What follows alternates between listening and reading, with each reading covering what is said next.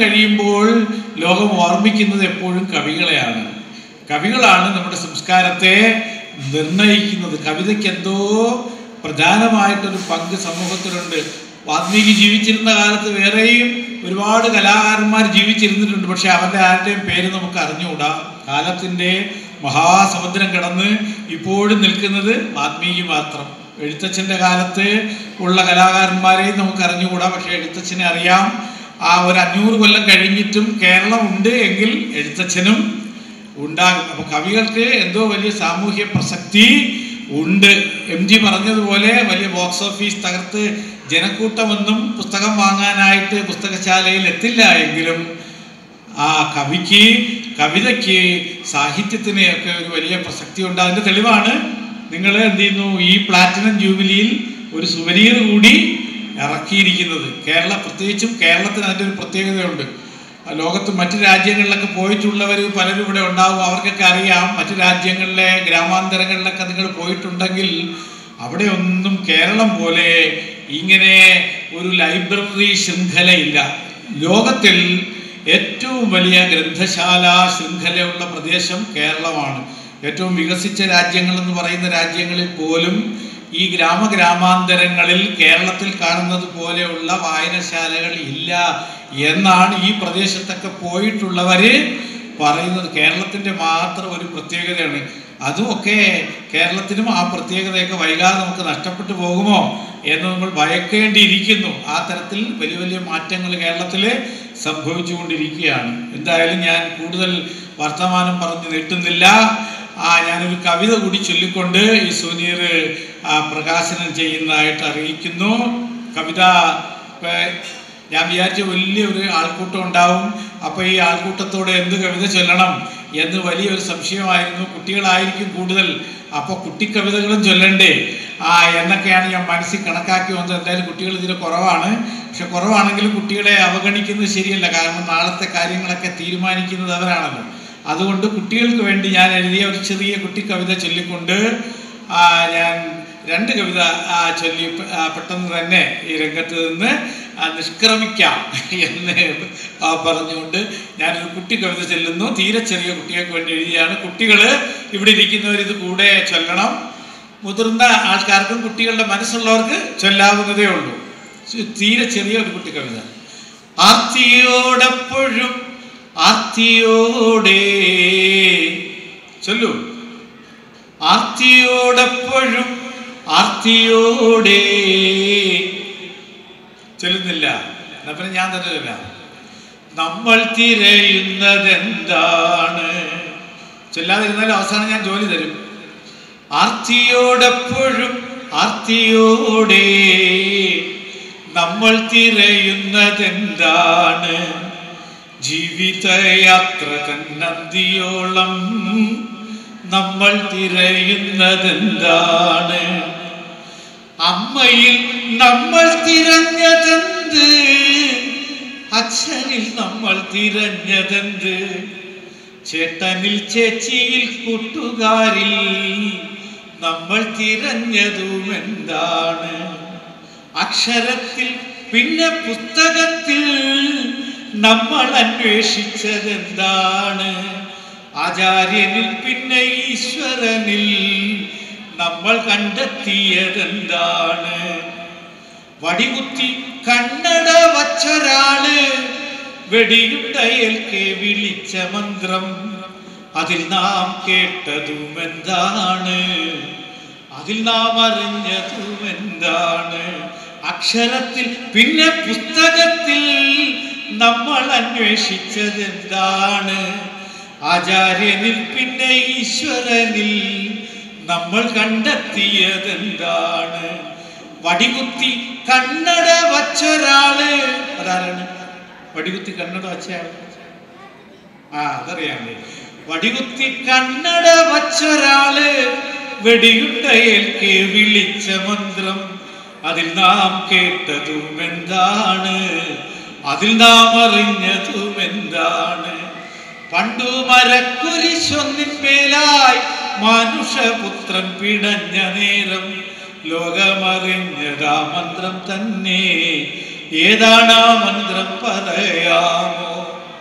ഏതാണ് ആ മന്ത്രം പറയാമോ? ഒന്നാമതിരിക്കുന്ന ആൾ പറയൂ, ഏതാണ് ആ മന്ത്രം പറയാമോ? ഏതാണ് ആ മന്ത്രം? ലോകത്തിലെ ഏറ്റവും ശക്തിയുള്ള മന്ത്രം ഏതാണ്? ആർക്ക് പറയാം? ഓം ഹ്രീം ഹ്രീം എന്നല്ല, പിന്നെന്താ? ആർക്ക് പറയാം? മുതിർന്നവർക്കും പറയാം. എന്താണ് ഏറ്റവും ശക്തിയുള്ള മന്ത്രത്തിന്റെ പേരെന്തുവാ? അമ്മയിൽ നമ്മൾ തിരഞ്ഞതെന്ത്, അച്ഛനിൽ നമ്മൾ തിരഞ്ഞതെന്ത്, ചേട്ടനിൽ ചേച്ചിയിൽ കൂട്ടുകാരിൽ നമ്മൾ തിരഞ്ഞതും എന്താണ്? ഇനി പറയൂ.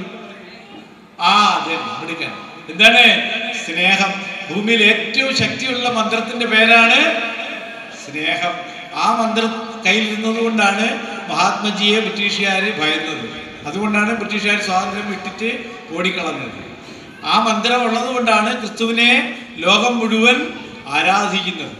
വെറുപ്പിന്റെ പ്രത്യയശാസ്ത്രങ്ങൾ പ്രചരിപ്പിക്കുന്നവരെ ആരും അംഗീകരിക്കില്ല. പക്ഷേ സ്നേഹം പ്രചരിപ്പിക്കുന്നവരെ എല്ലാവരും സ്നേഹിക്കും.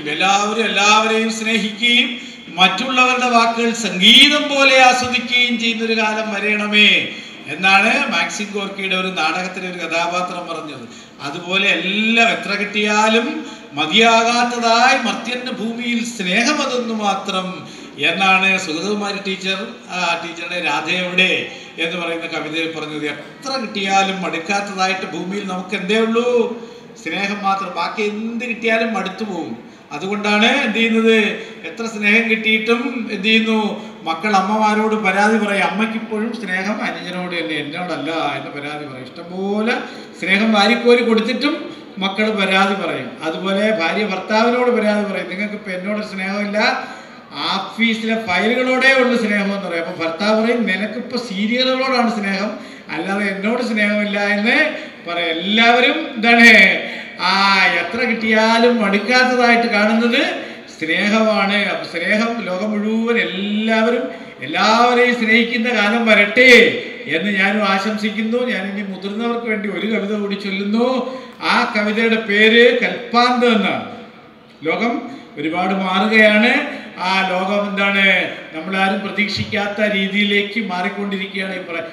ഈ ഭൂമി തന്നെ അവസാനിച്ചു പോകുമോ എന്നുള്ളൊരു ഭയം നമ്മളെ ഏവരെയും പിടികൂടിക്കൊണ്ടിരിക്കുകയാണ്. അപ്പോൾ ആ പ്രശ്നത്തെ മുന്നിൽ നിർത്തിക്കൊണ്ട് ഞാൻ ഒരു 10-30 വർഷം മുൻപ് എഴുതിയ ഒരു കവിതയാണ് കൽപ്പാന്തം.